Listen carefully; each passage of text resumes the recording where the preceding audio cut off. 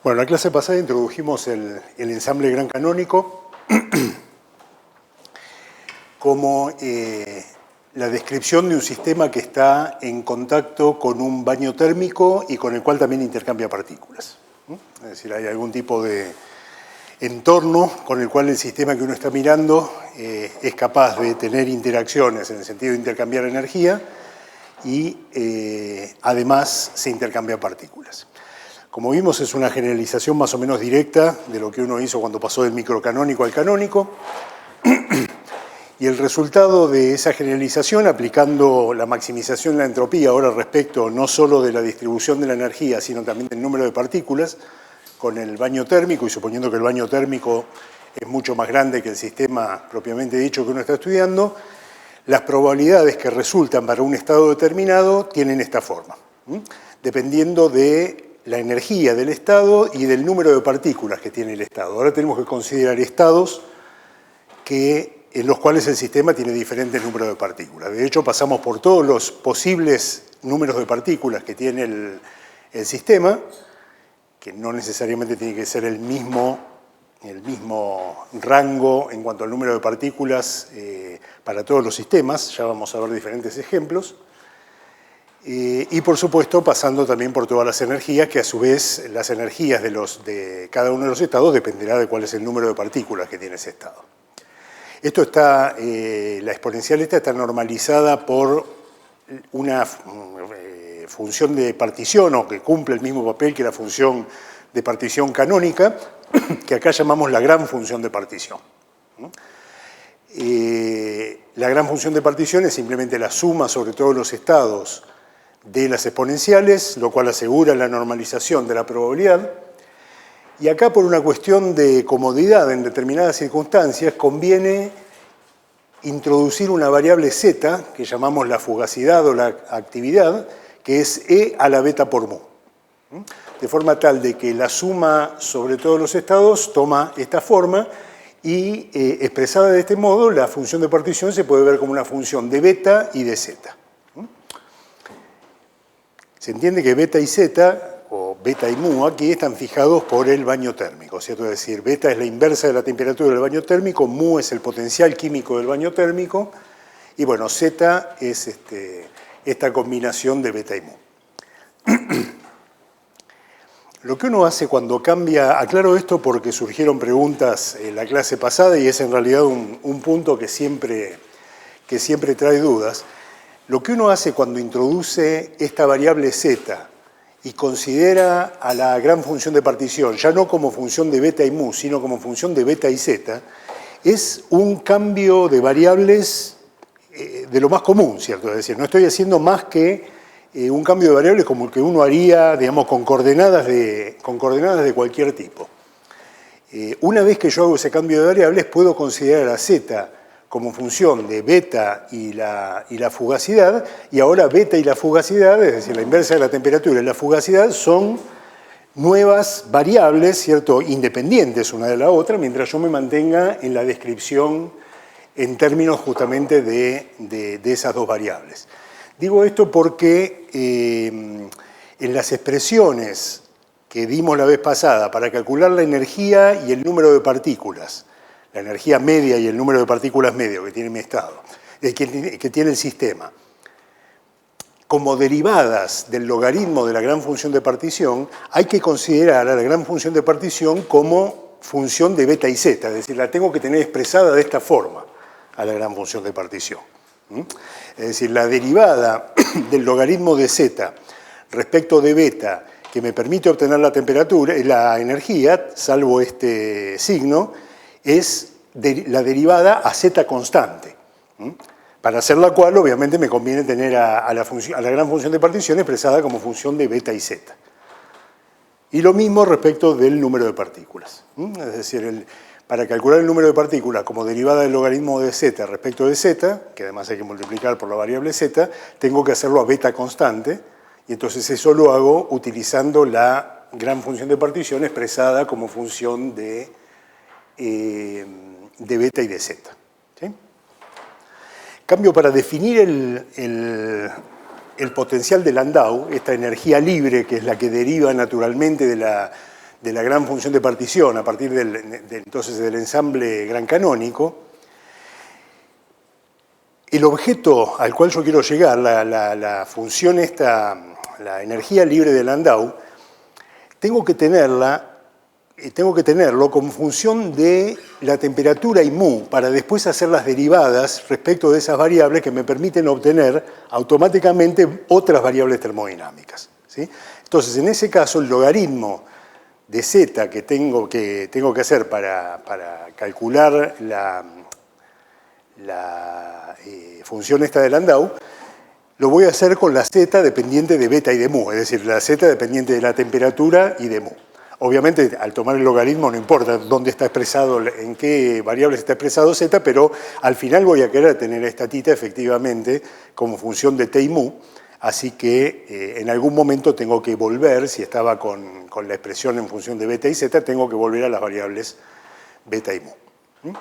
De forma tal de obtener el potencial de Landau en sus variables naturales, que son las que me permiten hacer, por ejemplo, una derivada respecto de la temperatura para obtener la entropía, derivadas respecto de mu para obtener a n, y después derivadas respecto de otros parámetros de los cuales puede depender tita, como por ejemplo el volumen, en el caso de un gas, que me permite calcular la presión haciendo la derivada de tita respecto del volumen. ¿Está bien?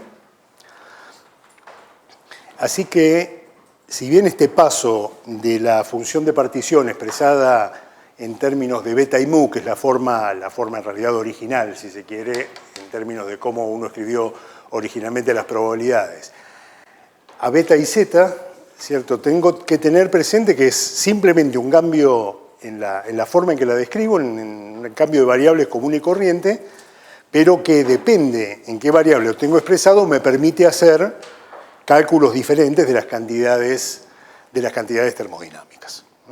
Como función de beta y z, entonces, para calcular con estas expresiones la energía y el número medio de partículas, la energía media del sistema y el número medio de partículas, y después en la conexión con la función esta de Landau, con la energía de Landau, el potencial de Landau, como función de la temperatura y el potencial químico para hacer estas operaciones que me permiten encontrar otras variables termodinámicas. Bueno, esto lo van a ver funcionando, ¿cierto? Pero como les digo, es una cosa que siempre trae algún tipo de equívoco, así que mejor aclararlo en este punto. Habíamos dicho también, una notita acá al costado,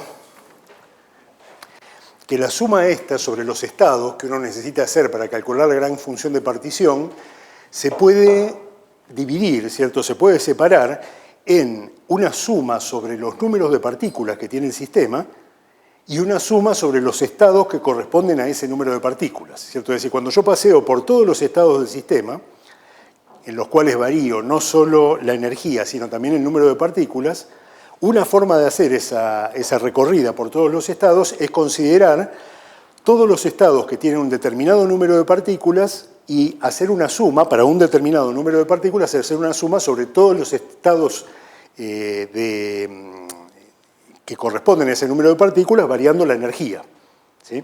Y después completar la suma sobre todos los números de estados. Es decir, esto lo puedo escribir como una suma sobre lo que vamos a llamar n, una variable que va a recorrer los números de partículas accesibles al sistema que estoy mirando, de, entonces, z a la n, es decir, este z lo puedo sacar de la suma sobre las energías, porque justamente no depende de la energía, el numerito este, el factor este no depende de la energía, justamente depende solamente del número de partículas que estoy mirando en uno de estos términos.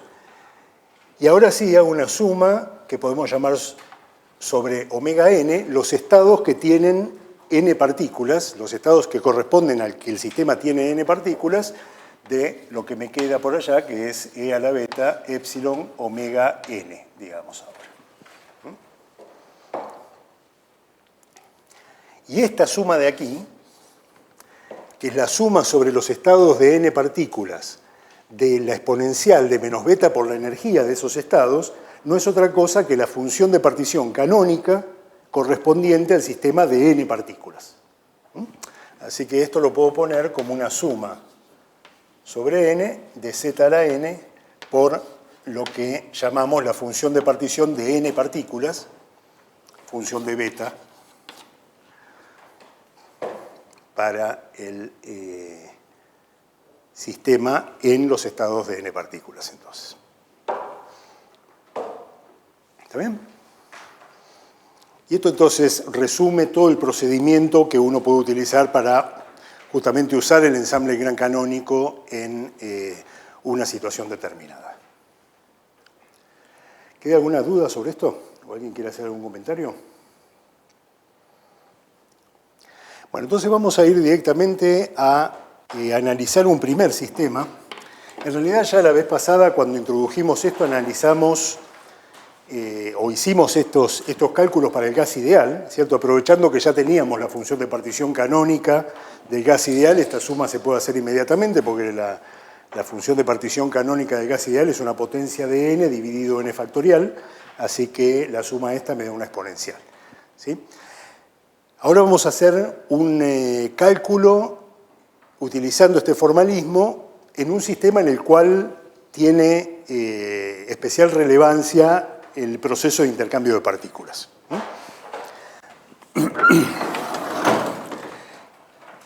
Y es lo que se refiere a los procesos de absorción.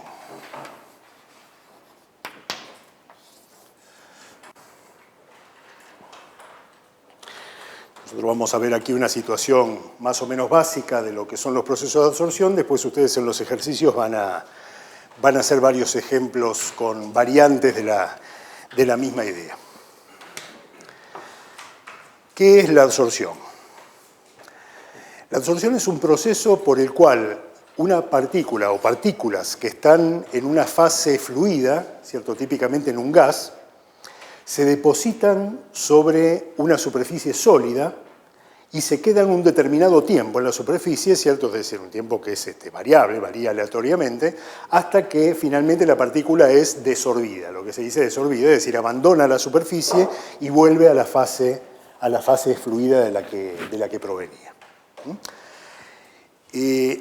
Los procesos que están involucrados ahí son relativamente complicados. Lo que hace la partícula cuando se deposita sobre la superficie es establecer un enlace con la superficie, que típicamente es un enlace muy débil, por lo menos comparado con lo que son las energías de los enlaces químicos, por ejemplo. La energía que está asociada al enlace de una partícula que se absorbe sobre una superficie es típicamente una fracción, está en el orden de las décimas de electronvoltios. Los electronvoltios, les recuerdo, es una unidad de medida de energía justamente muy chiquitita, ¿cierto? Es algo así como 10 a la menos 19 joules. Y en las reacciones químicas, por ejemplo, ¿cierto? Que dan una escala típica de las energías de enlace que hay en los procesos microscópicos. En las reacciones químicas, entonces, las energías de enlace típicas son del orden de las decenas de electronvoltios. En la absorción, en cambio, es algo así como una décima de electronvoltios. Es decir, es realmente una energía muy, muy pequeña. Esa es una energía negativa, ¿cierto? Es decir, a la partícula le conviene, respecto de estar en el nivel más negativa respecto de la energía fundamental, de la energía más chica de las partículas en el gas, ¿cierto? De forma tal de que a la partícula le conviene, efectivamente, energéticamente hablando, estar absorbida, ¿sí? Lo que pasa es que debido al ruido térmico, digamos, a la acción de las otras partículas, a las vibraciones de la superficie, lo que fuera, esa energía negativa puede ser, digamos, suplantada con una energía positiva y la partícula se desorbe, ¿sí? En el equilibrio termodinámico uno tiene entonces un equilibrio, justamente un balance entre los procesos de absorción y desorción, y entonces hay un cubrimiento típico de la superficie, hay una proporción de la superficie que está cubierta por partículas y hay otra parte de la superficie que no está cubierta por partículas. Justamente es a eso a lo que vamos a apuntar a calcular con el formalismo este. En la situación típica en la cual se estudia absorción en el laboratorio, lo que se hace es preparar una superficie, que es típicamente la superficie de un metal, ¿cierto? Es decir, es un cristal, es un arreglo ordenado de átomos, ¿no? Se puede imaginar como un casillero, esencialmente. Un casillero en el cual las partículas del gas, digamos, que van a ser absorbidas en la superficie esa, no pueden depositarse en cualquier lado. Es decir, hay posiciones privilegiadas, ¿cierto? Típicamente los agujeros que quedan entre los átomos son las posiciones donde se van a depositar las partículas. Eso hace que en una porción de superficie haya un número determinado de lugares donde se pueden depositar las partículas. Entonces ese casillero, digamos, tiene sus casillas bien definidas y las partículas no se depositan en ningún lado. Se depositan justamente en esos casilleros. Cada uno de esos casilleros, entonces uno puede pensar que cada uno de esos casilleros tiene asociada esa energía de enlace, esa energía de absorción, que es, digamos, la energía que va a tener la partícula cuando el casillero esté lleno, ¿cierto? Es decir, cuando una partícula esté ocupando ese casillero. Y que, como les digo, es la energía que uno tendría que, cambiada de signo, entregarle a la partícula para que la partícula sea desorbida. Así que ese es el proceso de absorción básico que, si nosotros miramos justamente a la superficie metálica, para concretar, la miramos como el sistema que estamos estudiando, claramente es un sistema que está intercambiando partículas con el resto del universo, ¿cierto? Que es la atmósfera con la cual la superficie esta está en contacto. ¿Sí? Típicamente en un experimento uno tiene una muestra muy chiquita metida en un gas que está mantenido a cierta presión, típicamente controlada la presión, y efectivamente ese gas actúa como un baño de partículas, ¿cierto? Porque en general la cantidad de partículas que hay en la atmósfera es muchísimo mayor que la cantidad de espacios disponibles que hay en la superficie. Entonces siempre en la superficie va a haber muchas menos partículas que las que hay en el baño, y entonces la atmósfera actúa como un baño de partículas para la superficie. Y uno lo puede pensar también como un baño térmico, ¿cierto? Si es que todo este experimento está metido en un lugar donde se controla la temperatura. Es decir, el sistema va a estar en equilibrio, la superficie va a estar en equilibrio con la atmósfera esa gaseosa, no solo respecto del intercambio de partículas, sino también respecto del intercambio de energía.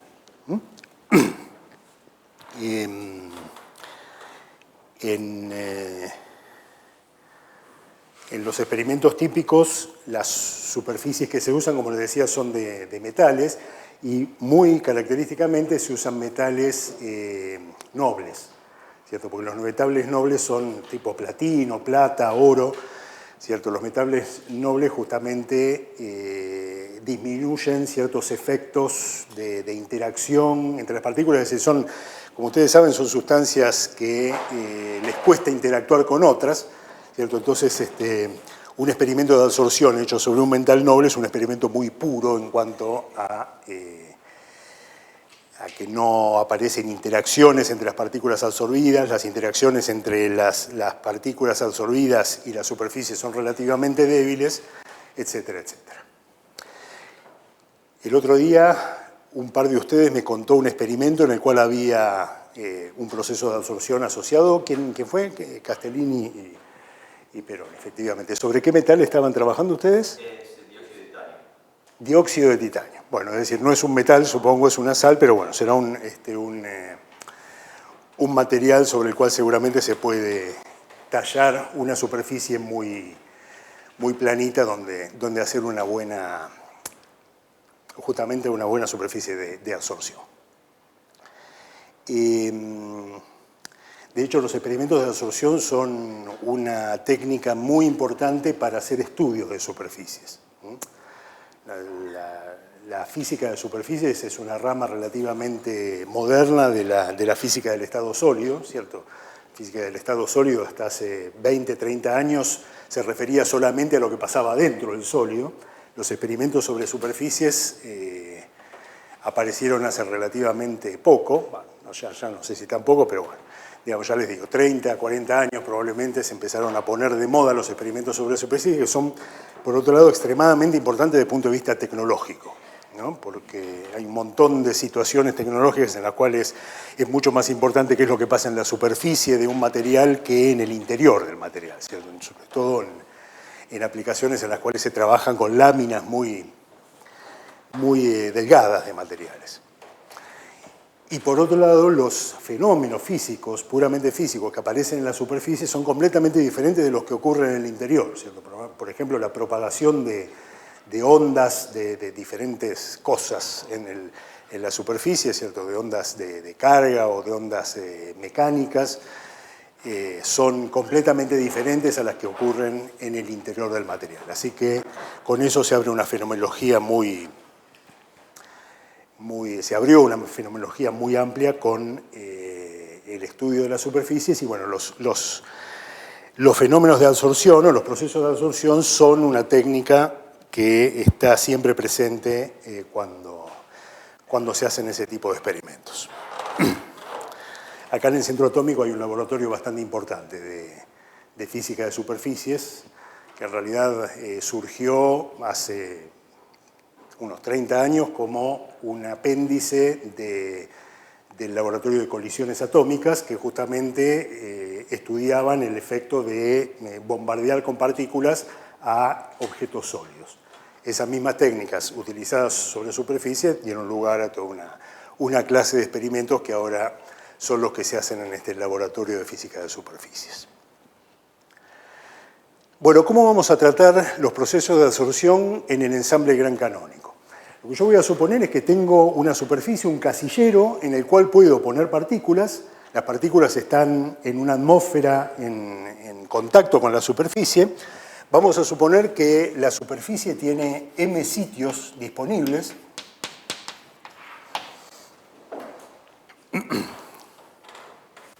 Y vamos a suponer también, y esto es una simplificación bastante severa, que después podemos comentar un momento, vamos a suponer también que en cada sitio yo puedo poner a lo sumo una partícula.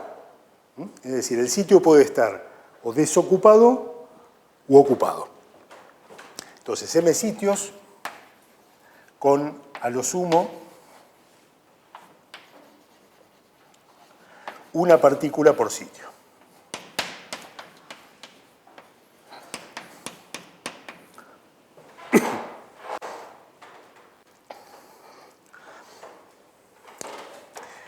Vamos a suponer también que cuando el sitio no está ocupado, no hay ninguna energía asociada a esa situación, ¿cierto? No hay ninguna energía asociada al sitio en situación de vacío, pero que cuando el sitio tiene una partícula, hay una energía a la cual voy a denotar como menos epsilon A, la energía de absorción, a la cual le pongo explícitamente el signo negativo, ¿cierto? De forma tal de que el numerito epsilon A es positivo. Entonces, menos epsilon A es la energía, lo que llamamos la energía de absorción.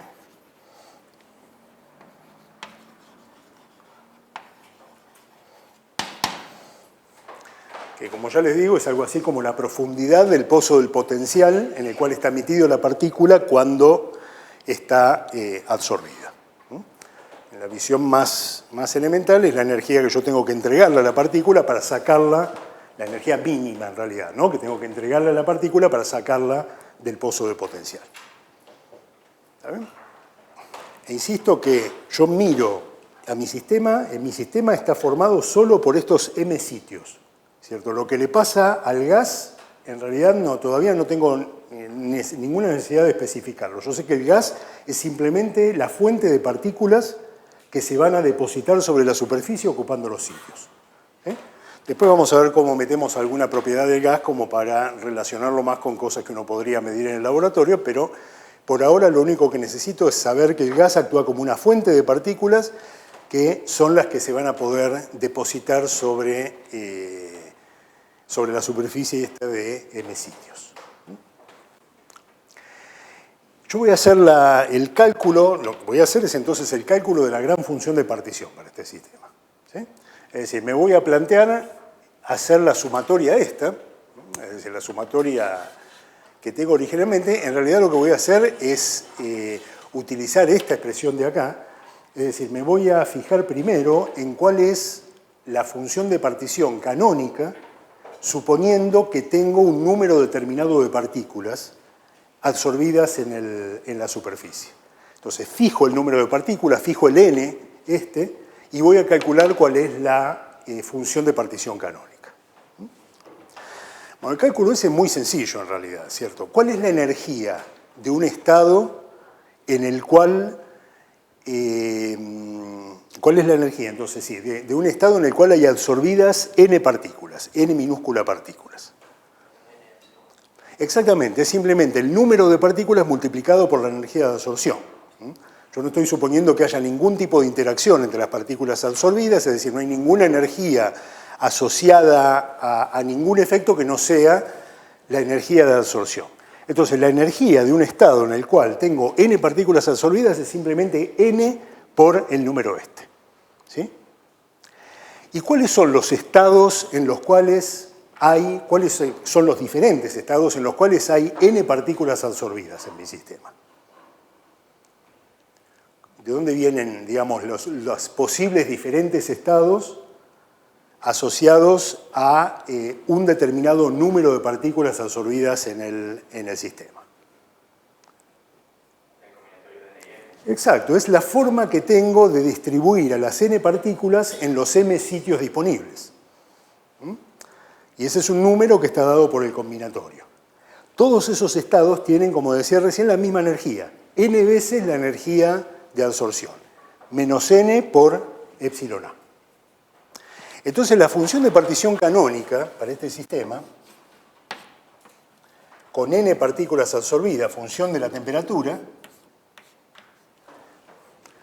como todos los estados para un determinado número de partículas tienen la misma energía, es simplemente el número de estados multiplicado por el factor de Boltzmann correspondiente a esa energía. ¿Sí? Y el número de estados es entonces el combinatorio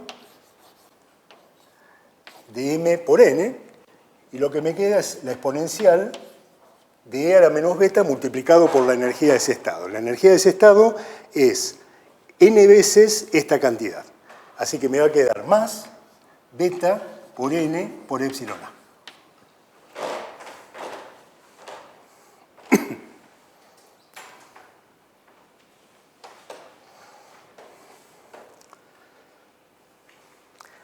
Esa es entonces la función de partición canónica correspondiente a n partículas absorbidas.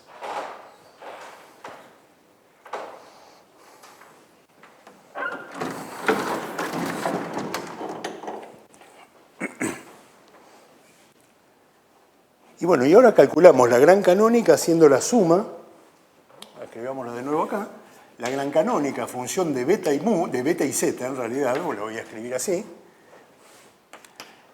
es la suma sobre n, ahora vamos a ver qué límites le ponemos a esta sumatoria, de z a la n por la función canónica de n partículas, función de beta. ¿Cuáles son los límites de esta sumatoria? ¿Cuáles son los valores posibles de n, del número de partículas absorbidas? Bueno, claramente van entre 0 partículas, porque tengo que considerar la posibilidad de que no hay ninguna partícula absorbida, hasta m, que es el máximo número de partículas que voy a poder tener absorbidas, porque estoy suponiendo que en cada uno de los sitios puede haber a lo sumo una partícula. Bueno, esto es la suma desde n igual 0 hasta m del combinatorio, es decir, ya reemplazo la forma de la función de partición canónica de n partículas, de mn, y acá fíjense que tengo una cosa que va a quedar toda a la potencia n, que es e a la beta epsilon A por Z, todo esto elevado a la n.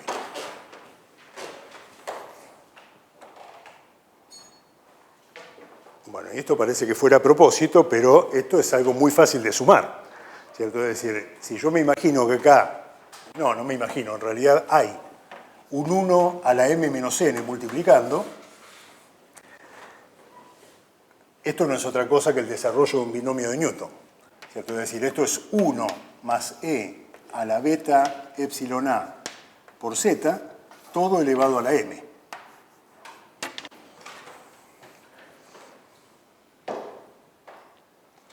¿Cierto? Así que ahí tenemos la forma explícita de la gran función de partición para este sistema, como función de beta y z. Si quisiera ponerla como función de beta y mu, lo único que tengo que hacer es reemplazar este z por e a la beta por mu.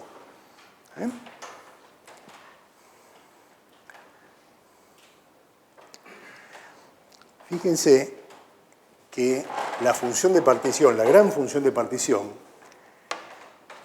me quedó expresada como un objeto que ahora vamos a ver qué forma tiene, elevado a la m.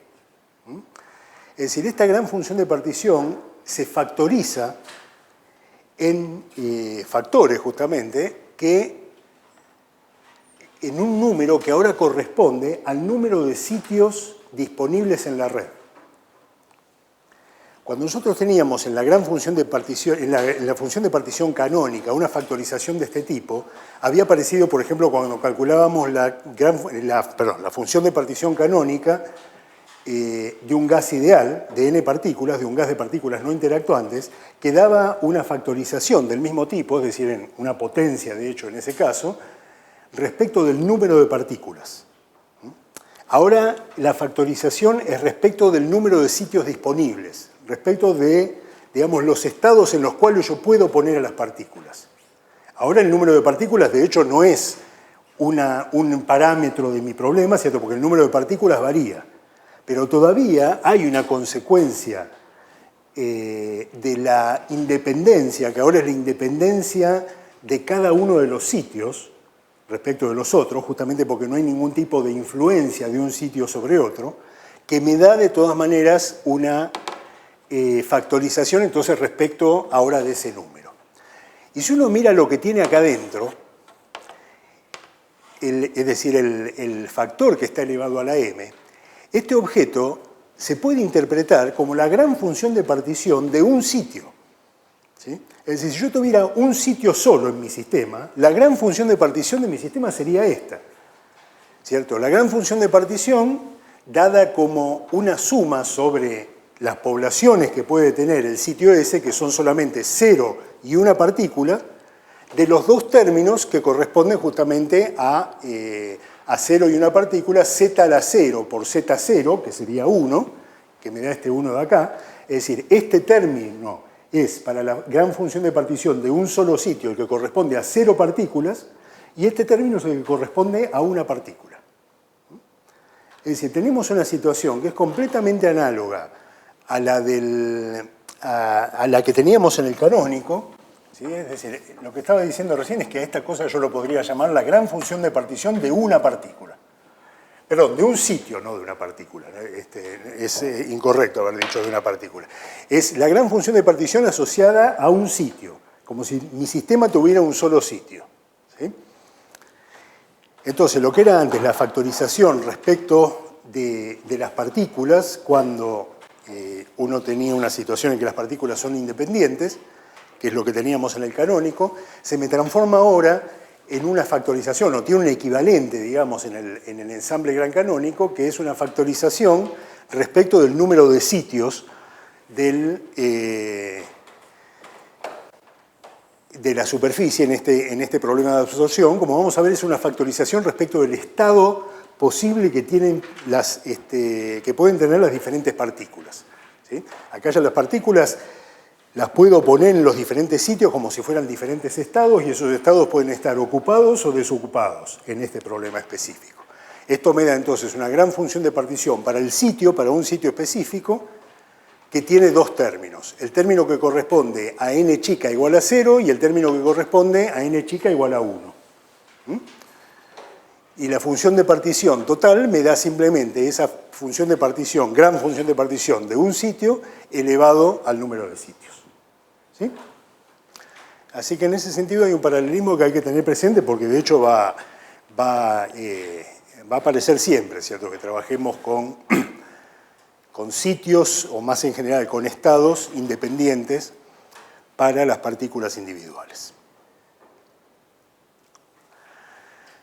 Bueno, respecto de la física de la absorción, a mí lo que me interesa calcular es sobre todo el número medio de partículas que va a tener mi sistema, que me va a decir cuán cubierta está la superficie.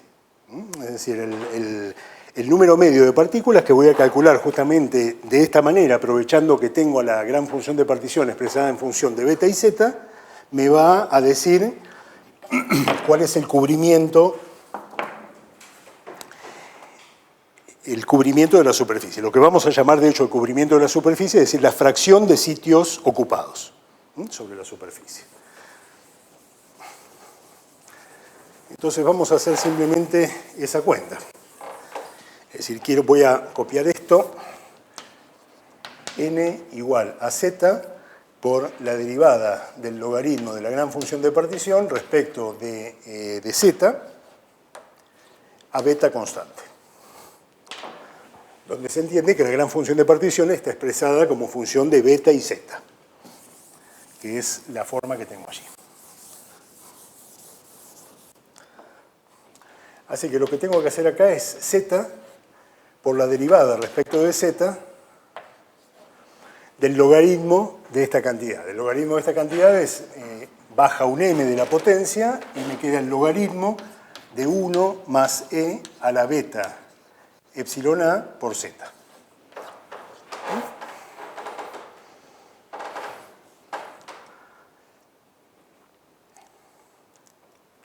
¿Y cómo es esta derivada?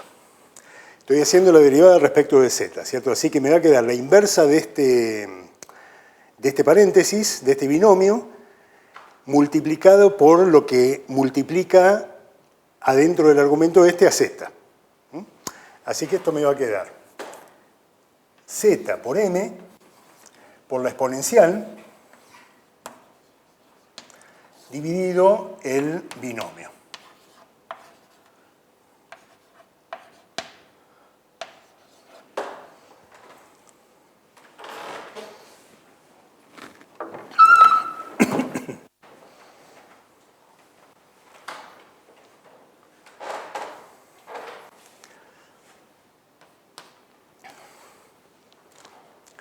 Fíjense que consecuencia directa de la factorización de la gran función de partición, el número de partículas me queda proporcional al número de sitios que tengo. El número medio de partículas me queda proporcional al número de sitios que tengo. ¿Sí? Que, bueno, intuitivamente uno lo entiende en términos justamente de que los sitios son independientes, ¿cierto? Así que cuanto más sitios tengo, el número medio de partículas va a crecer proporcionalmente con el número de sitios. Así que esto lo voy a escribir como m. Y fíjense que acá me aparece z multiplicado por la exponencial y acá abajo me aparece también z multiplicado por la exponencial. Eso lo voy a escribir, por conveniencia simplemente, como 1 más z a la menos 1 por e a la menos beta epsilon a. Es decir, lo que estoy haciendo simplemente es pasar este objeto dividiendo al denominador y entonces me quedo con eso que tengo ahí.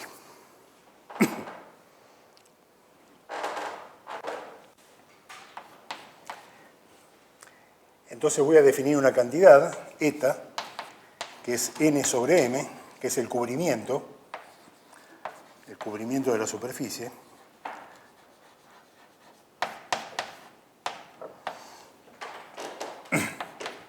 Y eso va a ser simplemente esta fracción. 1 sobre 1 más a z ya lo voy a poner ahora en función del potencial químico. Así que z a la menos 1 es e a la menos beta por mu. ¿Sí? Esto me va a quedar entonces e a la menos beta por epsilon a más mu.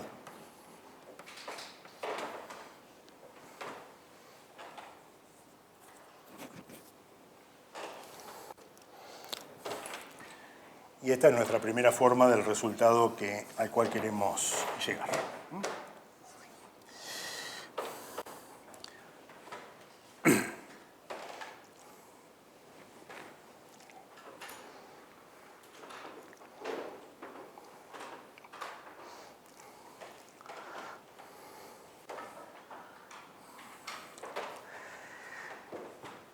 Lo que tiene de antipático este resultado, que de todas maneras es el resultado directo de hacer la cuenta con la cual obtenemos el número medio de partículas, es que depende del potencial químico.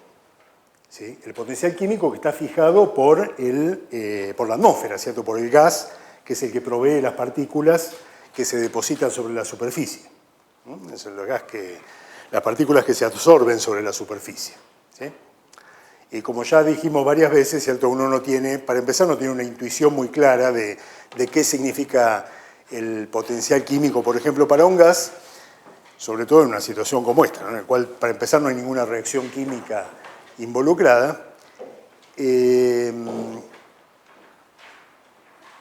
para seguir, uno no tiene tampoco una forma obvia de controlarlo en un experimento, al potencial químico. Entonces, lo que podemos hacer, sí, es suponer, ahora hacer una suposición sobre la atmósfera con la cual uno está trabajando aquí, ¿cierto? Es decir, sobre el gas que forman las partículas que se depositan sobre la superficie. Si yo supongo que se trata de un gas ideal, por ejemplo, puedo dar una expresión para mu. Este mu es el mu fijado por la atmósfera, ¿cierto?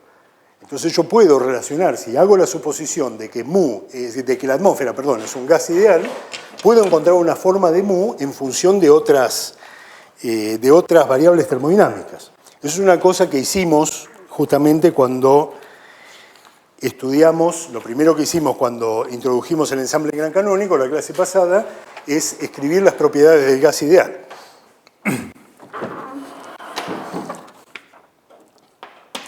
Para el gas ideal, haciendo exactamente este mismo cálculo, es decir, calculando cuál es el número medio de partículas que yo opero para un gas ideal en contacto con un baño de partículas que fija su valor de mu, lo que habíamos obtenido era algo que no tengo en esta hoja, sino en esta otra. Habíamos obtenido que n, donde n es el número medio hora de partículas del gas ideal, es E a la mu sobre K por T, que fíjense que esto es justamente Z,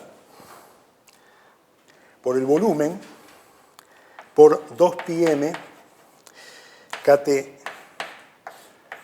sobre H cuadrado a la 3 medios.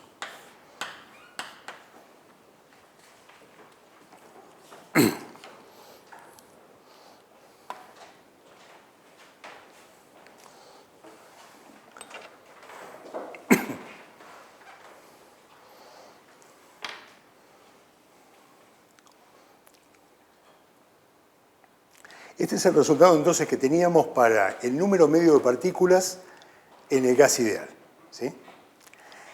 El valor de Z que tengo ahora, suponiendo que el gas ideal que estoy mirando es justamente la atmósfera que provee las partículas que se absorben sobre la superficie, el valor de Z es el mismo que aparece aquí, ¿cierto? Porque si yo supongo justamente que estoy en situación de equilibrio, tanto el mu como la temperatura de la atmósfera van a ser iguales al mu y la temperatura de la superficie.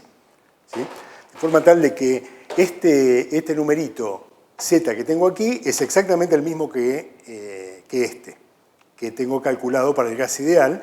¿En función de qué tengo calculado el Z para el gas ideal? En función de la densidad del gas y de la temperatura.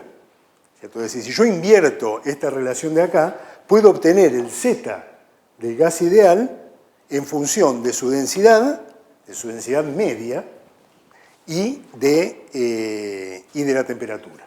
¿Sí? Y si utilizo otra relación que sé que vale también en la situación gran canónica, porque de hecho es una relación termodinámica, no una relación estadística, que es la ecuación de los gases ideales, P por B igual a NKT.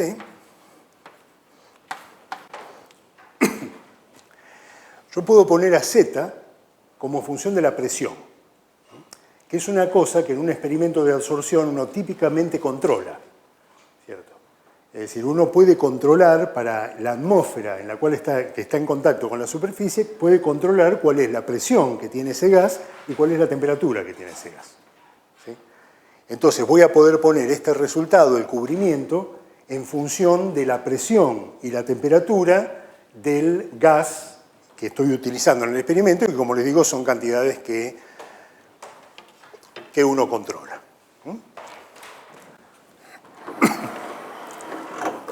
Entonces, hagamos eso.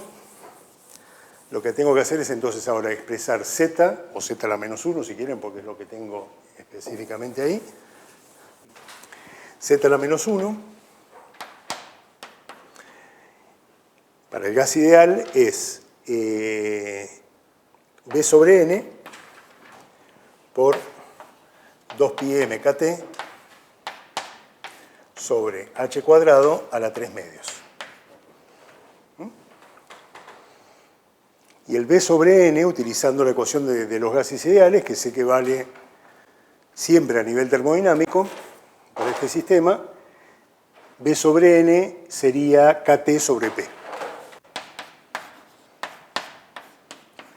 KT sobre P por 2pi mkt sobre h cuadrado a la 3 medios. Así que z a la menos 1 lo puedo poner como este coeficiente que voy a separar, 2pi m sobre h cuadrado a la 3 medios. La temperatura a las 5 medios me queda, perdón, K por T a las 5 medios.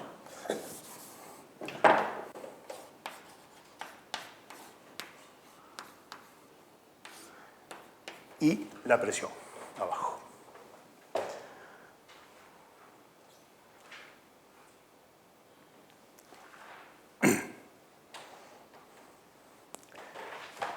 Y ahora puedo poner esta expresión de z a la menos 1 dentro del cubrimiento, es el E a la menos beta por mu que aparece en aquel denominador. El cubrimiento entonces me va a quedar igual a 1 sobre 1 más, esta expresión se complica un poco, pero bueno, así por lo menos queda explícitamente como función de la presión y la temperatura. Tengo el factor 2pi m sobre h cuadrado a la 3 medios. Tengo K por T a la 5 medios. Tengo una presión por acá abajo y tengo todavía la exponencial de E a la menos beta epsilon A. ¿Sí? Vamos el 1 un poco más centrado.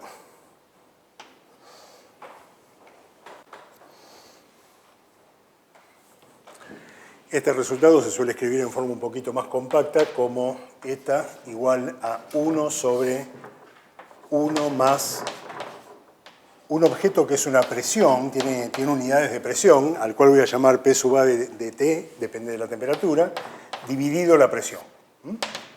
Donde P sub A de T no es otra cosa, por supuesto, que el factor que acompaña a 1 sobre la presión ahí arriba, ¿cierto? Es decir, es 2pi m sobre h cuadrado a la 3 medios, la exponencial de la energía de absorción y KT a la 5 medios.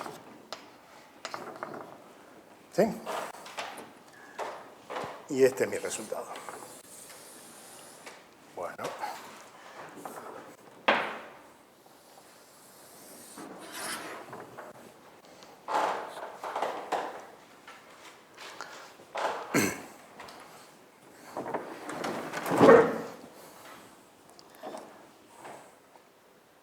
Así que acá tenemos una predicción concreta de la formulación gran canónica y de las suposiciones que hicimos respecto de cómo va a depender el cubrimiento cuando uno varíe la presión en un experimento. Y todo esto modulado por cuánto valga la temperatura que aparece en este coeficiente de alfa. Entonces veamos cómo es esa dependencia. Hagamos un gráfico del cubrimiento como función de la presión.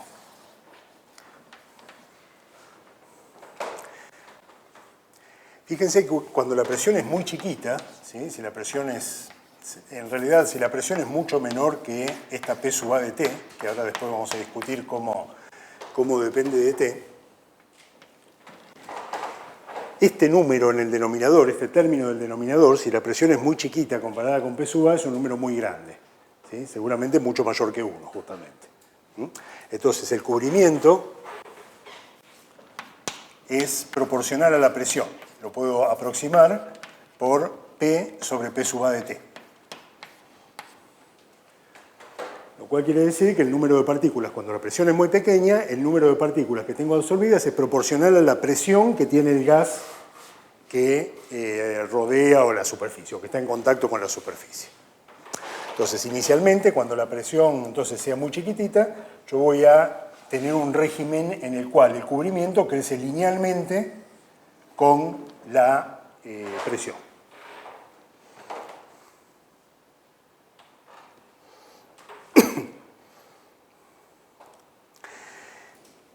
En cambio, cuando la presión es muy grande, comparado siempre con P sub A, este número va a ser muy chiquito respecto de 1. Lo voy a poder despreciar respecto de 1. ¿Sí? El cubrimiento va a tender a 1 cuando la presión es muy grande, lo cual también es intuitivo, es aún más intuitivo que el régimen lineal este, ¿cierto? Es decir, si yo aumento y aumento y aumento la presión del gas, ¿cierto? Tengo un montón de partículas que pueden ser absorbidas y la superficie tiende a estar cubierta completamente. Es decir, este régimen lineal que está aquí, cuando llego a una presión que seguramente es parecida a esta P sub A de T, tiene que empezar a saturar y finalmente tenderá a 1 cuando, asintóticamente, ¿no? A 1 cuando la presión tiende a infinito o se haga muy grande.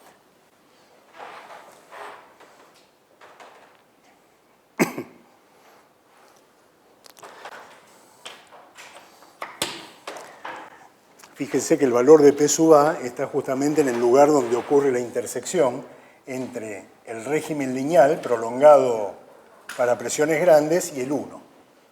Es decir, este punto justamente es P sub A.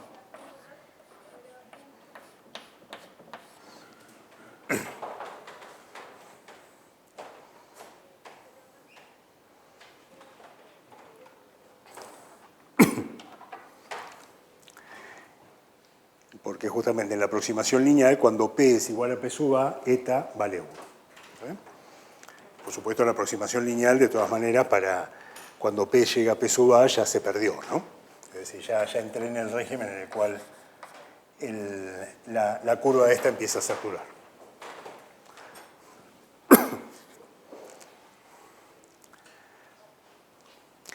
Bueno, ¿y cómo depende el régimen lineal este de la temperatura? Es decir, cómo responde el cubrimiento a variaciones de la temperatura. Fíjense que cuanto mayor es la temperatura, más grande es P sub A, ¿cierto? De hecho, P sub A crece como la temperatura a 5 medios, crece bastante rápido con la temperatura. Lo que quiere decir eso es que cuanto mayor es la temperatura, más va a tardar la curva esta en saturar hacia el 1. ¿Sí? Esta pendiente es 1 sobre P sub A. La pendiente esta es 1 sobre P sub A. Así que cuanto mayor es la temperatura, mayor es la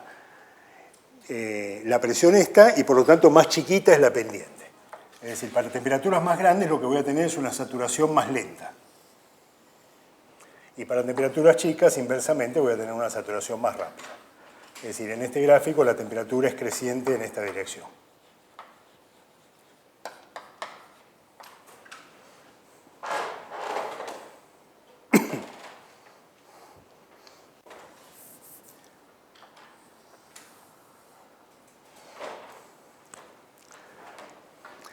Y esto de nuevo también debería resultar, a esta altura del partido, razonablemente intuitivo, ¿no? Si cuanto mayor es la temperatura, más me cuesta cubrir a la superficie, ¿sí? más agitación tengo en mi sistema, más agitación térmica tengo en mi sistema, entonces más fácil resulta que una partícula absorbida sea desorbida. Con más frecuencia va a ser desorbida para temperaturas grandes que para temperaturas chicas.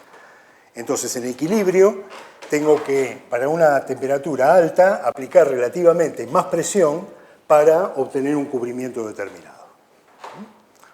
Ahí tenemos de nuevo un ejemplo de balance entre el efecto desordenador de la temperatura, del desorden térmico justamente, ¿cierto?, versus un efecto que tiende a ordenar a mi sistema, ponerlo en un estado de energía lo más baja posible, en este caso la presión, ¿cierto?, la cantidad de partículas que tiene por unidad de volumen el gas, que son proporcionales justamente por la ley de los gases ideales. ¿Y qué pasa con la dependencia con este parámetro de acá, con la energía de absorción? Cuanto más grande es la energía de absorción, más chica es la presión esta P sub A de T, ¿cierto? Y por lo tanto, más empinada es la curva. ¿Está bien? Quiere decir que cuanto más grande es la energía de absorción, menos me cuesta cubrir la superficie. ¿Sí? Lo cual, de nuevo, también es razonable, ¿cierto? Es decir, en la tendencia, digamos, contraria al desorden térmico que implica poner a las partículas en el estado absorbido, ¿cierto?, en el pozo de potencial de la partícula absorbida en la superficie. En esa situación, entonces, me conviene, efectivamente, o mejor dicho, los valores más grandes de epsilon A me llevan justamente a cubrimientos más grandes para un determinado valor de la presión y para un determinado valor de la temperatura. Es decir, me conviene tener a las partículas absorbidas cuanto más grande es el epsilon A. Y entonces, si quieren, podemos poner una flecha para este lado de epsilon A creciente.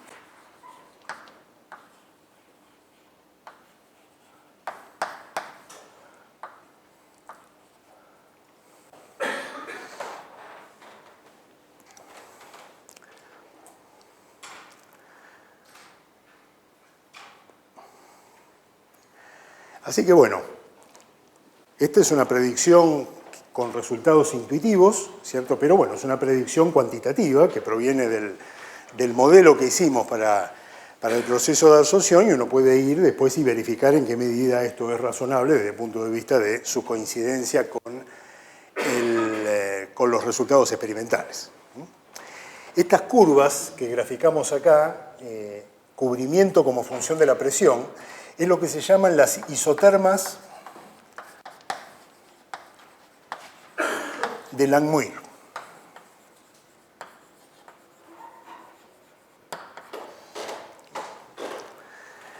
Langmuir fue la primera persona que, en base a un formalismo similar a este, justamente propuso un modelo para los procesos de absorción y obtuvo estos mismos resultados.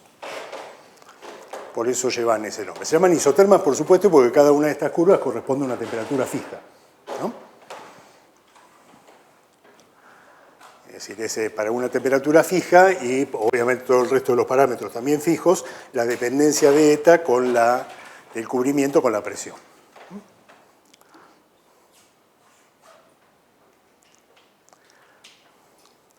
Bueno, resulta ser que en una clase amplia de condiciones experimentales, esto es una predicción extremadamente buena de cómo se comporta el conjunto de partículas absorbidas en una superficie como función de la presión para diferentes temperaturas. Es decir, a pesar de que, de nuevo, estamos trabajando con un modelo que es extremadamente simple, es probablemente el modelo más simple que uno se podría, dentro del formalismo que estamos desarrollando, se podría imaginar para el proceso de absorción, definitivamente resulta ser una muy buena descripción de lo que uno observa en los experimentos.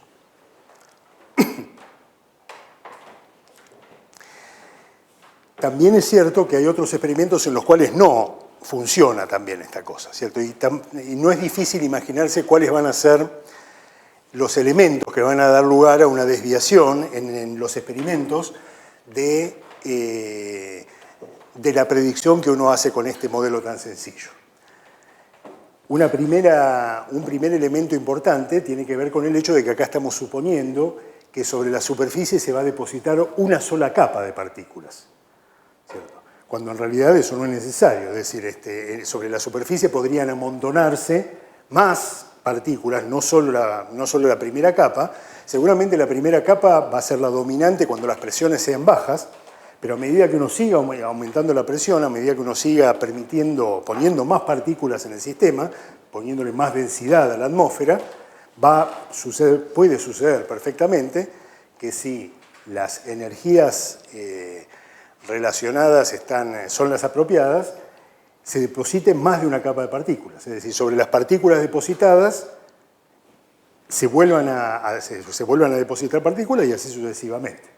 Ahora, que eso se vea claramente o no depende de las energías, ¿cierto?, asociadas. Si resulta que depositar la segunda partícula es energéticamente muy desfavorable respecto de la depositación de la primera, yo probablemente tenga que ir a presiones mucho más altas para ver la depositación de la segunda capa de partículas, ¿cierto?, el depósito de la segunda capa de partículas. Y de hecho hay experimentos de absorción en los cuales lo que uno observa es un cubrimiento que, como función de la presión, tiene este comportamiento para bajas presiones y después en algún momento se desvía del crecimiento justamente porque se empieza a depositar la segunda capa de partículas.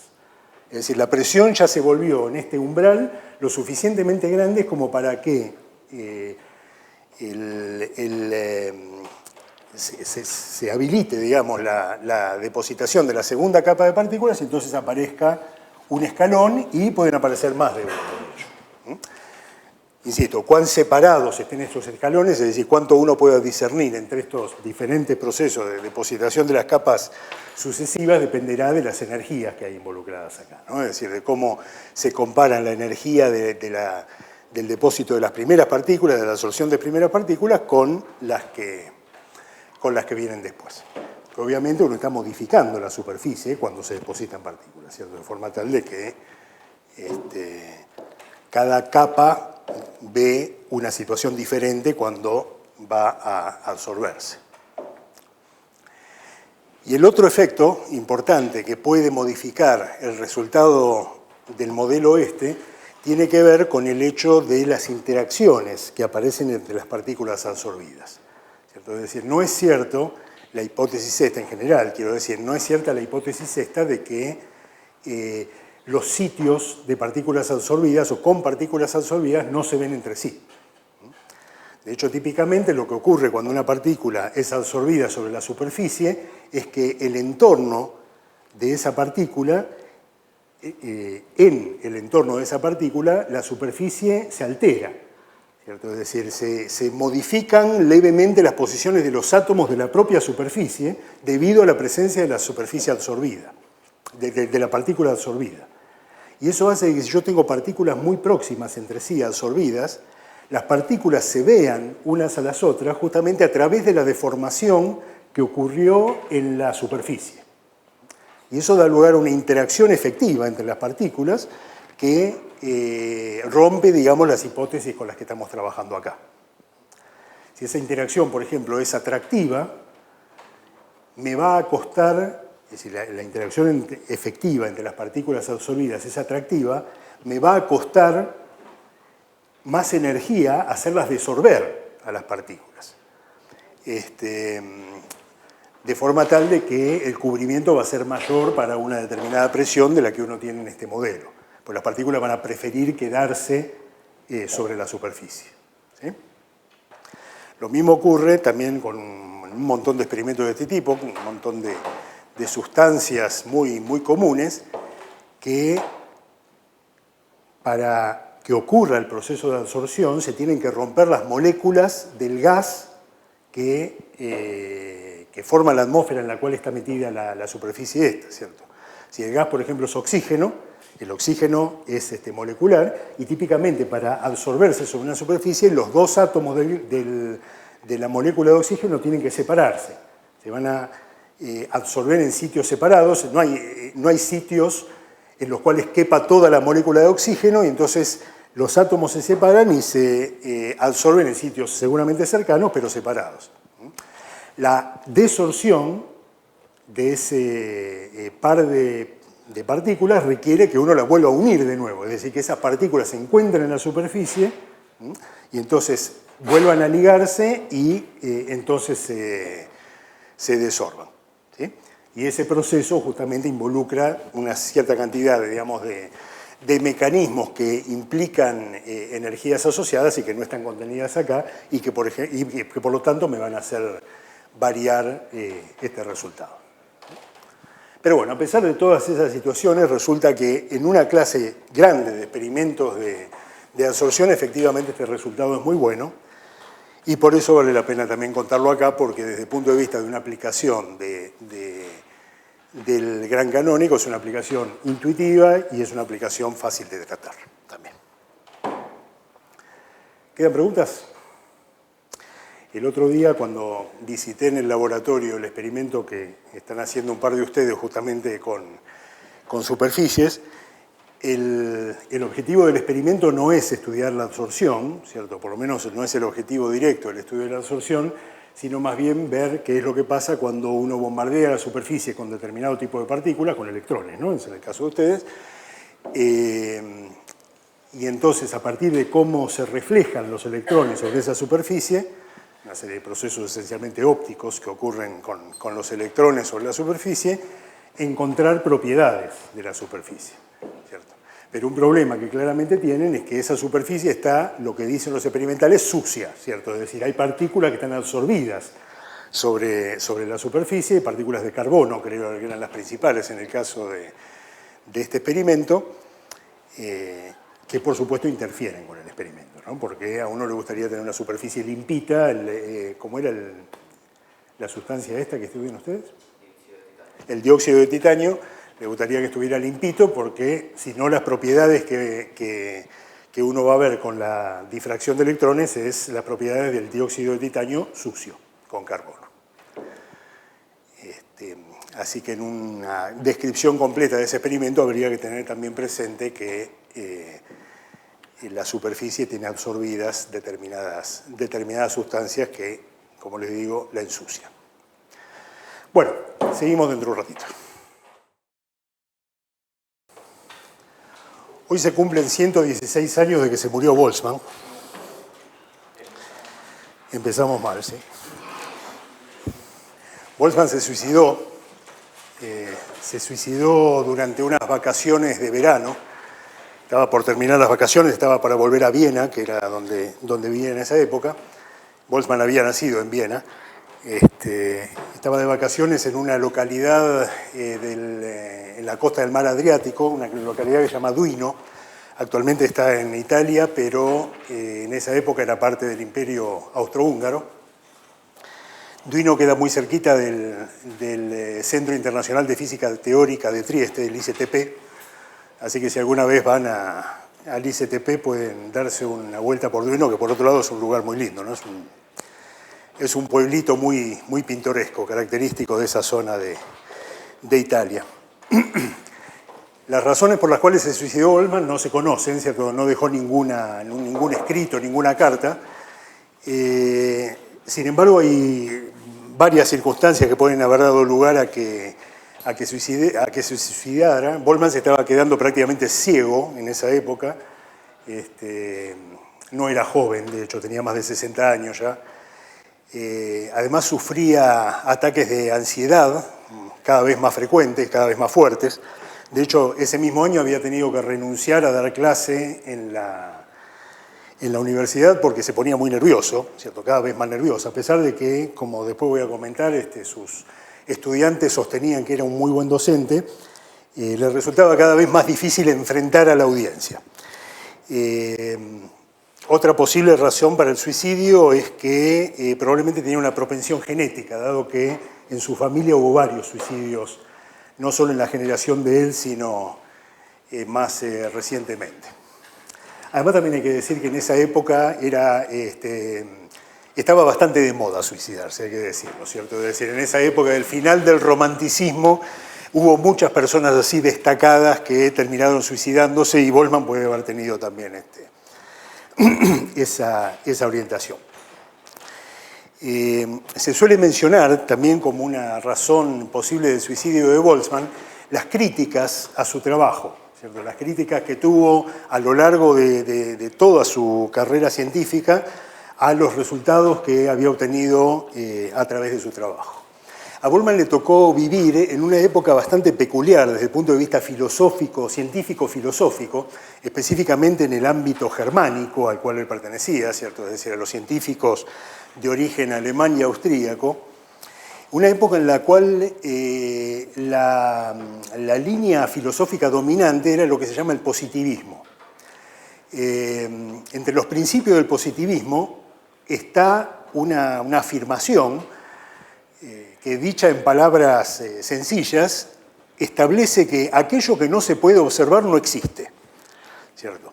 Y entre las cosas que no se podían observar en la época de Boltzmann estaban los átomos, ¿cierto? Es decir, no había en ninguna experiencia directa a nivel laboratorio, a nivel experimental, por lo menos en el ámbito de la física. No ocurre lo mismo con la química, pero aparentemente con los químicos no se hablaban, Boltzmann y sus colegas. Dentro del ámbito de la física no había una forma directa de observar a los átomos, a pesar de que obviamente los átomos eran una hipótesis básica respecto de la constitución de los sistemas físicos de la época de los griegos. En esta etapa positivista de la física del ámbito germánico, estaba en duda la existencia de los átomos. ¿Sí? Es decir, se consideraba la posibilidad de que la materia en particular fuera un continuo que uno podría observar hasta escalas infinitamente pequeñas. Y lamentablemente toda la teoría, toda la filosofía, digamos, detrás del trabajo de Boltzmann, estaba basado en la existencia de los átomos, ¿cierto? Es decir, de hecho, la conexión que nosotros estamos haciendo entre la mecánica y la termodinámica se basa fundamentalmente en considerar que la materia está formada por partículas, ¿sí? Bueno, esa idea estaba en duda en la época de Boltzmann. Nos parece mentira ahora, ¿no? Pero bueno, desde el punto de vista filosófico es una posibilidad en esa época en la cual no estaba la evidencia experimental directa de la existencia de los átomos, por lo menos dentro del marco de la física. Así que ya de por sí había todo un grupo de científicos, colegas cercanos a Boltzmann, que miraban torcido lo que hacía Boltzmann, ¿cierto? Porque estaba basado en la hipótesis de que la materia estaba formada por átomos. Otro aspecto también muy criticado dentro de las contribuciones de Boltzmann tuvo que ver con que en algún momento él afirmó que había demostrado la irreversibilidad a partir de las leyes de la mecánica. Es uno de los trabajos principales de Boltzmann, consistió en dar una formulación que aparentemente permitía deducir la existencia del equilibrio termodinámico rigurosamente a partir de las leyes de la mecánica, de lo cual hablamos en la primera clase, ¿cierto? Como plan fundador de la mecánica estadística. Sus colegas, ahora los más del costado matemático, se le tiraron encima justamente por lo que también comentamos en la primera clase, el teorema de recurrencia, ¿cierto? El hecho de que hay una propiedad matemática fundamental de las ecuaciones de la mecánica que dicen que van en contradicción con la idea de que puede haber un estado irreversible, ¿cierto?, de los sistemas que microscópicamente son mecánicos. Y eso efectivamente, de nuevo, le valió muchas críticas a Boltzmann de todo un grupo de sus colegas. Y bueno, dada la tendencia a la depresión que evidentemente tenía Boltzmann, es probable que eso efectivamente haya influido bastante en su en el estado anímico en que se encontraba cuando se suicidó. Por lo demás, Boltzmann era un físico muy famoso, digamos, en su época, ¿no? Es decir, una persona que fue invitado a formar parte de asociaciones científicas en su país y en el exterior. Recibió un doctorado honoris causa de la Universidad de Oxford en el Reino Unido, así que una persona que tenía realmente un prestigio bien ganado, ¿cierto? Y bien conocido, digamos, en el resto de Europa. Boltzmann además vivió en una época, una de las raras épocas, en las cuales Europa estaba más o menos en paz, ¿cierto? Unos países con los otros. Todo esto previo a la Primera Guerra Mundial, ¿no? Es decir, estamos hablando de, bueno, justamente esta época. Al mismo tiempo, fue la misma época en la cual se habían desarrollado, ya estaban suficientemente desarrolladas las redes ferroviarias en Europa. Así que Boltzmann es quizás uno de los primeros grandes nombres de la física que tuvo la oportunidad de hacer viajes para visitar a sus colegas, ¿cierto? Es decir, de trabajar con gente que estaba lejos de donde él vivía en forma presencial, gracias a la posibilidad de viajar. Lo cual era impensable unas pocas décadas antes, ¿no? Es decir, la situación del transporte en Europa antes de que se establecieran las líneas ferroviarias eran desastrosas. La única forma de viajar en Europa, o mejor dicho, la única forma de comunicarse entre los científicos europeos era esencialmente a través del correo. Maxwell, por ejemplo, que vivió unos pocos años antes de Boltzmann, si bien vivía en una isla, ¿cierto? En una isla que además se considera aislada del resto del universo, virtualmente nunca salió del Reino Unido. Que yo sepa, de hecho, nunca salió del Reino Unido.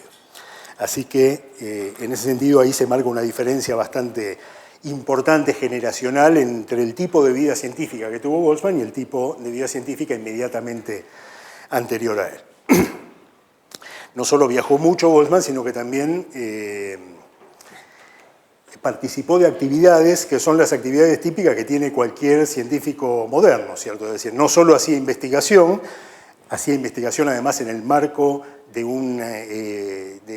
un contexto académico, ¿cierto? Hacía investigación en la universidad en la que trabajaba, no hacía investigación en su casa, como otros científicos un poco anteriores a él, y además ocupó cargos de tipo administrativo, le trabajó durante muchos años en la que es la segunda universidad más grande de Austria, que es la Universidad de Graz.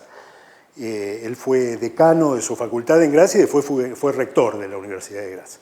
Así que también tuvo cargos de tipo administrativo. Como les digo, una vida bastante similar a la que tiene cualquiera de nosotros, a la que van a tener algunos de ustedes, por lo menos, seguramente, en la época actual. En 1905, el año anterior a que falleciera, Boltzmann fue por tercera vez a los Estados Unidos, ¿cierto? Es decir, había hecho ya 2 viajes anteriores a congresos y esta vez en 1905 lo invitaron a dar un curso de teoría cinética de los gases, un curso de 30 lecciones en el marco de una escuela de verano que se hacía en la Universidad de California en Berkeley, que creo que en ese momento se llamaba, de hecho, solo Universidad de Berkeley. Cuando volvió, lo que debió ser uno de los últimos periodos felices de su vida, escribió un relato sobre lo que había sido ese viaje, que la verdad que está escrito con mucho humor y con muchos datos que son interesantes para nosotros como físicos, pero bueno, en particular relata las experiencias de semejante viaje, ¿cierto? Es decir, estamos hablando de un viaje desde Austria hasta San Francisco, esencialmente el viaje en el transatlántico que lo llevó hasta el puerto de Nueva York, la ciudad de Nueva York, que era una cosa completamente diferente a cualquier cosa que se pudiera ver en Europa, ¿cierto? En la ciudad de Nueva York, en 1905, ya surgían los primeros rascacielos.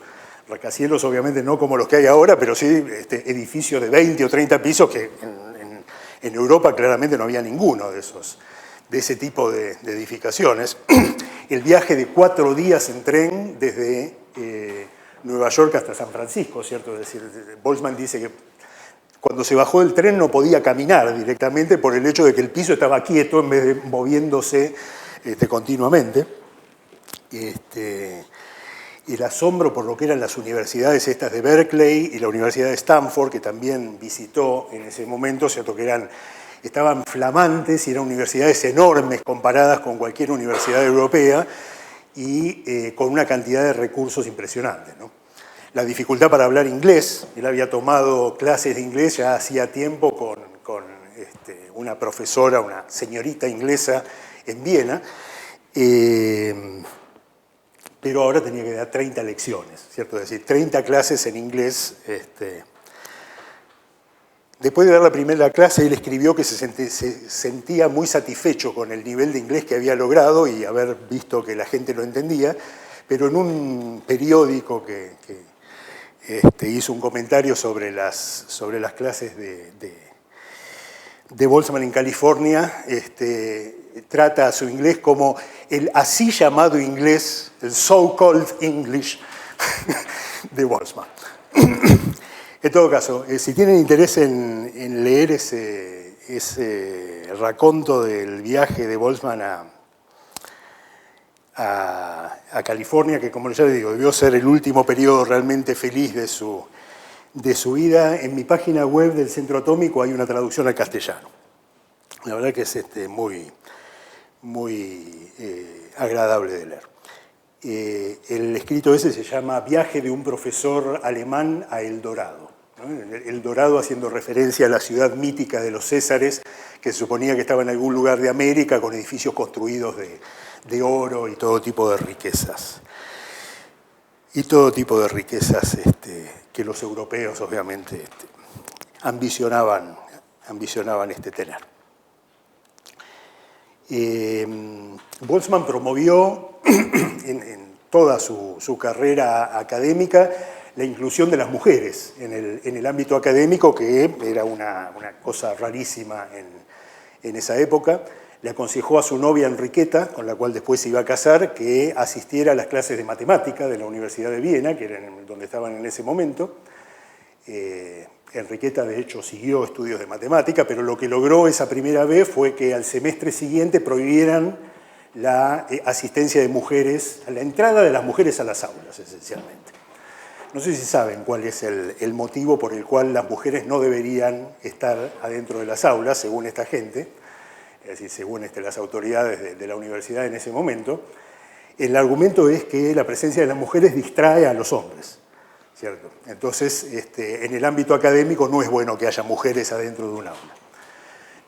Es notable que nos hayan planteado la opción al revés, ¿cierto? Sacar a los hombres para que las mujeres no se distraigan. Pero no, bueno, esa opción aparentemente no estaba contemplada.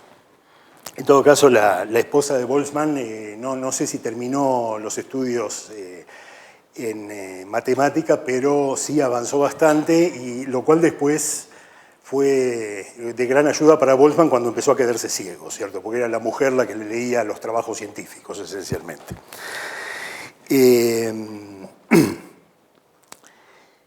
Más adelante, en años posteriores, cuando la situación de las mujeres en la universidad ya se había flexibilizado un poco, Boltzmann fue mentor, creo que fue también incluso el director de la tesis de Lisa Meitner. Lisa Meitner era también una austríaca, que de hecho fue aparentemente la segunda mujer en el mundo que consiguió un doctorado en el área científica. Lisa Meitner fue codescubridora de la fisión nuclear, trabajando en Berlín, es decir, ya había terminado sus estudios en Viena, se fue a trabajar a Berlín, y en uno de los institutos universitarios de Berlín, junto con Otto Hahn, descubrieron la fisión nuclear. La fisión nuclear es el proceso de división de un núcleo atómico cuando se lo bombardea con determinado tipo de partículas, ¿cierto? Uno de los procesos básicos de la física nuclear que en los años 1910, 1920 eran, desde el punto de vista experimental, una de las áreas más activas, definitivamente, de la física. Si bien Lisa Meitner pudo completar su carrera universitaria, años después, cuando se otorgó el premio Nobel al descubrimiento de la fisión, ella fue excluida del premio Nobel. Y se sospecha que también es una cuestión de discriminación de género. Así que no es que Lisa Meitner tampoco haya recibido. De hecho, ella más adelante se convirtió en una promotora también de ganar derechos para las mujeres en el ámbito académico, porque evidentemente no era Boltzmann el que había logrado todo. Es a través de Lisa Meitner, justamente, que sabemos que Boltzmann era un buen profesor, ¿cierto? Es decir, un muy buen profesor. Ella escribió específicamente sobre eso, dejó registro de eso, en algún tipo de comentario histórico sobre Boltzmann. Otro que también lo menciona es Paul Ehrenfest. Ehrenfest era un estudiante también de Boltzmann, es decir, varios años más joven que Boltzmann, y Ehrenfest es en cierta medida el fundador, junto con su esposa Tatiana, es el fundador de la formulación moderna, o uno de los fundadores de la formulación moderna de la mecánica estadística. De hecho, Ehrenfest de alguna manera tradujo los trabajos de Boltzmann, tradujo en el sentido de llevó a un vocabulario un poco más moderno los trabajos de Boltzmann, que estaban escritos en forma demasiado clásica para lo que era el principio del siglo XX. Ehrenfest, por otro lado, junto con su esposa siempre, es el creador de todos los modelos en los cuales uno pone bolitas en cajas, ¿cierto? Es decir, es a ellos, en principio, por lo menos históricamente, se les atribuye a ellos la creación de lo que se llaman los modelos de urnas, ¿cierto? En lo cual uno pone las bolitas en las urnas, en las cajas, ¿cierto? Para hacer todo tipo de argumentos de tipo probabilísticos, en particular relacionados con la física, ¿no? Otro que también habló sobre Boltzmann, pero esta vez sin conocimiento de causa, fue Schrödinger. Schrödinger entró en la Universidad de Viena justamente días después de que Boltzmann se suicidó, ¿cierto? Y en algún momento expresó su frustración por no haber podido asistir a las clases de Boltzmann porque eran efectivamente muy famosas las clases de Boltzmann dentro de la universidad. Es posible, sin embargo, que Schrödinger, siendo todavía estudiante secundario, digamos, hubiera escuchado conferencias de Boltzmann, que en esa época dictaba una materia de filosofía de la ciencia, y algunas de cuyas clases eran públicas. De hecho, en particular, típicamente la primera clase de algunos cursos de la universidad eran abiertas a todo el público, así que se podían asistir. Más aún, la primera clase de algunos de los cursos de la universidad se publicaban en el diario de las diferentes ciudades en las cuales funcionaban las universidades. Imagínense hoy en día abrir el diario y encontrarse con la primera clase de mecánica estadística, por ejemplo, ¿cierto? Sí, muy leído. El artículo más leído el artículo más leído del diario. Pero para variar un poco, efectivamente, no estaría de más. ¿Cómo? ¿El equivalente a subir las clases a YouTube ahora? Es el equivalente a subir las clases a YouTube. Sí, es algo parecido. Es algo parecido a eso. Bueno, como les decía, Lisa Meitner en los años 20 trabajaba en Berlín, en uno de los institutos universitarios de Berlín. En 1925, en un curso de ionización y radiación corpuscular, vaya a saber qué es eso exactamente de la radiación corpuscular, en 1925 tuvo como alumno a Enrique Gaviola. Enrique Gaviola, el físico mendocino que empezó a estudiar en La Plata, y un profesor de La Plata le aconsejó que se fuera a estudiar a Alemania. 1925 estamos hablando en la época pre-nazi de Alemania, ¿cierto? De hecho, después Lisa Meitner se tuvo que escapar de Alemania porque era de origen judío, terminó en Suecia, creo, por lo menos originalmente. Entonces, Gaviola hizo un curso con Lisa Meitner, y después Lisa Meitner formó parte del jurado de la tesis de Gaviola. Durante ese periodo, en Berlín, había un grupo de físicos cuyos nombres nos suenan a todos. Otro de los cursos que tomó Gaviola fue dado por Einstein, el curso de relatividad, por supuesto. Justamente, efectivamente. Ahora lo iba a comentar eso. Y hay otros nombres en su libreta universitaria, ¿cierto? Con las notas no demasiado brillantes, hay que decir, que le pusieron todas estas personalidades notables. Gaviola volvió a la Argentina después de terminar sus estudios en Alemania y fue uno de los fundadores de la física argentina, ¿no? Su principal actividad se desarrolló en Córdoba, no solo en el área de la física, sino también de la astronomía, ¿no? Es decir, Gaviola fue uno de los físicos que instaló el observatorio de Bosque Alegre, que durante muchos años fue uno de los principales observatorios del hemisferio sur y el más grande de la Argentina, ciertamente. Y respecto de nosotros, el punto clave es que Gaviola fue la persona que tuvo la idea de fundar el Instituto de Física de Bariloche, ¿cierto? Es decir, él armó en su mente concibió en su mente el perfil que tenía que tener un instituto que arrancara a los estudiantes del mediocre ámbito universitario que Gaviola decía que había en esa época en el resto de la Argentina. En realidad Gaviola proponía que los chicos fueran traídos desde el secundario directamente acá. Incluso cuando se desmontó el proyecto de Richter en la isla Huemul, Gaviola hizo una inspección de las instalaciones donde estamos ahora nosotros, ¿cierto?, para ver en qué medida eran adecuadas para instalar un instituto con estas ideas, y inmediatamente se peleó con los organizadores del instituto, una persona medio complicada de carácter, Gaviola, así que finalmente no fue él el que implementó al instituto, ¿cierto? Fue Balseiro el que implementó el instituto, la cabeza organizadora del instituto. Así que Gaviola, a pesar de que tuvo la idea original, no fue el que la implementó. Sin embargo, cuando Balseiro falleció en el año 62, poco tiempo después Gaviola vino acá al instituto, formó parte del cuerpo docente y de hecho pasó la última parte de su vida profesional acá en Bariloche. Se retiró en los años 70, es decir, Gaviola ya era bastante grande en esa época, y estuvo acá en Bariloche hasta poco tiempo antes de fallecer. Se fue a Mendoza, falleció en Mendoza en el año 83, 84.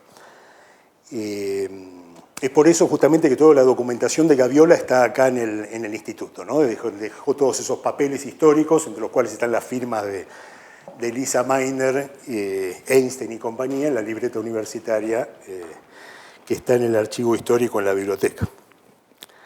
Y bueno, y Gaviola en esa época fue profesor de gente que, bueno, ya no está dando vueltas por acá, pero que sí fueron, por ejemplo, mis profesores. Así que si hacen la cuenta, ustedes son algo así como, en la genealogía académica, son algo así como trastataranietos de Boltzmann, por línea directa, ¿cierto?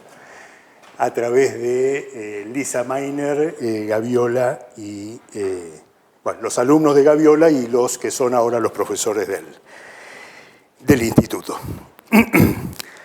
Así que bueno, dedíquenle un recuerdo al abuelito.